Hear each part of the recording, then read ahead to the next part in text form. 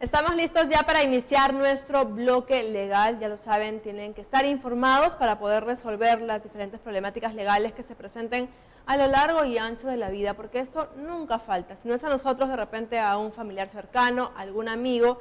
Y el día de hoy vamos a tocar un tema importante. ¿Puedo embargar un bien ajeno para cobrar mi deuda? Por eso contamos con la presencia del doctor Gabriel Ernesto Otiniano Campos. Él es juez del 7º Juzgado Civil de Trujillo. ¿Cómo está, doctor Otiniano? Un placer tenerlo aquí en Sol TV. Buenos días, igual, muchas gracias por la invitación, gracias a Sol TV.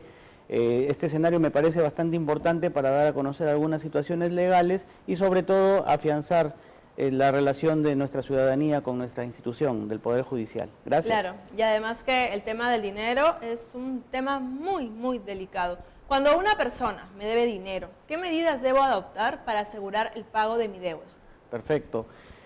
El tema de las deudas es algo que se torna complicado en la realidad, ¿no? Y cuando una persona adquiere esta obligación por ejemplo, un préstamo en la vía legal conocido como mutuo, nuestro Código Civil otorga algunas posibilidades, como por ejemplo, en primer lugar, establecer garantías, tipo de garantías ya sean mobiliarias, inmobiliarias, más conocidas las hipotecas, por ejemplo. De la misma manera, también saliendo un poco del plano del Código Civil, tenemos la posibilidad de utilizar títulos valores para que luego se generen procesos de ejecución. Por ejemplo, conocemos las letras de cambio, los pagarés, que son pues documentos que tienen valor legal para ser ejecutados, sin necesidad de un proceso largo en el que se discuta el derecho. ¿Por qué? Porque si tenemos una letra de cambio o un pagaré, el derecho ya está contenido en ese documento. Esas son algunas posibilidades que tenemos frente a las deudas. Ahora, doctor Otiniano, en base a esta pregunta que le hice anteriormente y a lo que usted está respondiendo, ¿hay un monto mínimo, por ejemplo, ¿no?, para llevarlo a la vía judicial? Porque la deuda no me imagino que va a ser, pues, imagínese, 50 soles, ¿no? 100 soles, que a veces se puede manejar, digamos, entre personas ya conversándolo. ¿Hay algún monto específico en que yo pueda llevar, digamos, al campo judicial un tipo de deuda? No, Susan, la verdad es que no está regulado ello por un derecho importantísimo en nuestra comunidad, que es la tutela jurisdiccional efectiva. Así sea la deuda muy baja, eso no deja de ser un problema. O sea, lo que sí debemos agotar es las soluciones previas, ¿no? Algún tipo de conciliación, negociación, mediación, tratar de solucionar los problemas antes de llegar a la sede judicial. Pero claro, es que respondiendo a la pregunta, no. Porque hay muchas denuncias, ¿no? Y sabemos que el Poder Judicial además está cargado de denuncias que muchas veces ni siquiera tienen sentido. Y es mejor preguntar para que la gente lo sepa, tenga conciencia y que no cargue más, pues no haga más grande esta carga judicial que ya existe en nuestro país. Vamos con la siguiente pregunta. En caso de que no haya convenido una garantía, ¿qué vías judiciales se encuentran a mi disposición para asegurar el pago?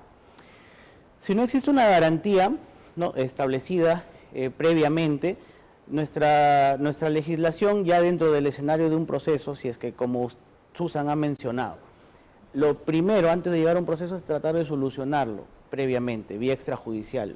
Ojalá se lograra eso, porque eso nos permitiría descargar un poco, pero si no se logra, viene ahí el tema. Dentro de nuestro proceso judicial tenemos algunas medidas que están reguladas en nuestra legislación, que son propiamente medidas cautelares, ¿no?, que es una forma de buscar presionar a los obligados a cumplir, como con la ejecución de sus bienes. Doy un ejemplo muy sencillo: retención de cuentas, ¿no? Si es que no me pagas, el juez puede ordenar la retención de una cuenta para asegurar el cumplimiento de la deuda.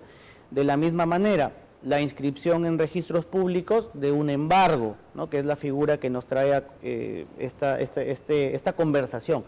Ya luego tal vez podremos conversar precisamente sobre qué es un embargo. Es gravar un bien, ¿no?, gravar un bien con una afectación ya judicial, por mandato del juez. Claro, y ahora los bienes que se pueden embargar, ¿son únicamente los que pertenecen al deudor? ¿O esto de repente puede ser paso, o qué paso debo seguir para identificarlos, mejor dicho? Perfecto. En esencia sí, en esencia nosotros deberíamos embargar, ¿no?, los bienes que pertenecen al deudor, porque es ella la persona que nos debe, ¿no? que tiene la obligación con nosotros, y tal vez no terceros, ¿no? Sin embargo, debemos diferenciar algunas figuras, algunas circunstancias. Puede ser que un tercero garantice la obligación de ese deudor, sí, la norma, nuestro Código Civil regula, por ejemplo, la fianza, ¿no? Pero es un tema muy distinto. La pregunta que se me plantea es la siguiente, o sea, ante la posibilidad, ante el problema, puede darse en la realidad de que nosotros no nos demos cuenta de que el bien pertenece a un tercero, sí, lamentablemente, podría darse esa circunstancia.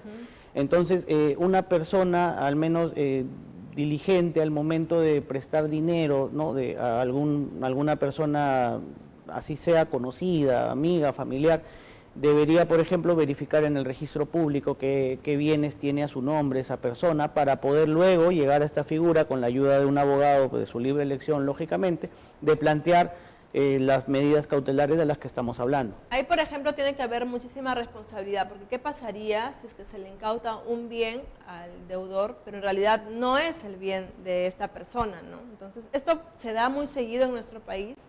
¿Pasa? Claro, sí se ha dado, con tal incidencia que incluso ha llegado a instancias de un pleno casatorio. ¿Por qué? Porque nuestro Código Civil regula, y no solo nuestro Código Civil, la Constitución regula un derecho fundamental de las personas, el derecho a la propiedad. Y como es un derecho fundamental, la propiedad en nuestro país no se genera a partir de la inscripción en el registro, sino también antes de ello, o cuando incluso no existe inscripción en el registro. Dando un ejemplo sencillo, yo en este momento le puedo vender por una minuta mi casa a Susan, y eso está permitido por la ley. Y si Susan desea o no desea inscribirlo en el registro, está a su voluntad. Pero viene el inconveniente: si ella no lo inscribe en registro, simplemente su derecho podrá existir, pero no podrá ser oponible a terceros, o sea, no podrá ser de conocimiento a las demás personas de la sociedad. Y ahí vienen los problemas que se generan. ¿Por qué? Porque sí han sucedido con mucha incidencia de que hay personas que adquieren el derecho de propiedad del bien que está embargado o que pertenece en el registro al deudor. Nuevamente, ejemplo sencillo: si Susan me debe dinero y ella tiene inscrito a su nombre el bien, yo lo voy a embargar judicialmente. Pero sucede que no tengo conocimiento de que Susan le vendió el mismo bien a un tercero, ¿no? Y justamente ahí se sucede el problema. Eso sí se da mucho, pues, ¿no? Y a veces ya pensado, todo muy bien planificado. Quisiera cerrar la entrevista, doctor Otiniano, con recomendaciones. Usted, que es el especialista, ¿qué es lo que debe hacer una persona que está pensando, ¿no?, en otorgar un préstamo? Como les decía al comienzo, lo importante, en primer lugar, es tratar de garantizar su deuda, ¿no? El Código Civil nos da posibilidades: una hipoteca, una garantía mobiliaria con una ley especial, y sobre todo, si no queremos una hipoteca de repente o una garantía, recurrir a los títulos valores, no recurrir a los títulos, a los documentos que son conocidos, incluso podemos encontrar en cualquier librería una letra de cambio, ¿no? O un pagaré, por ejemplo, en el que la obligación que está contenida en ese papel, en ese documento, ya es tomada como cierto. Yo creo que se debe tomar esas medidas para evitar pues alguna circunstancia. Y sobre todo, al momento de prestar dinero, así sea una persona de confianza, tratar de verificar la información registral. Sí, y es mejor hacerlo también con un documento de por medio, ¿no? También, lógicamente. Es un aval, sin duda alguna. Agradecerle, doctor Otiniano Campos, por haber estado el día de hoy despejando también estas dudas tan importantes para todos, en realidad, para todas las personas. Vamos nosotros a venir con más temas en nuestro bloque legal, gracias al convenio que tiene Sol TV con la Corte Superior de Justicia de la Libertad. Vamos a seguir nosotros desarrollando nuestra información. Muchas gracias, Susan, a ustedes.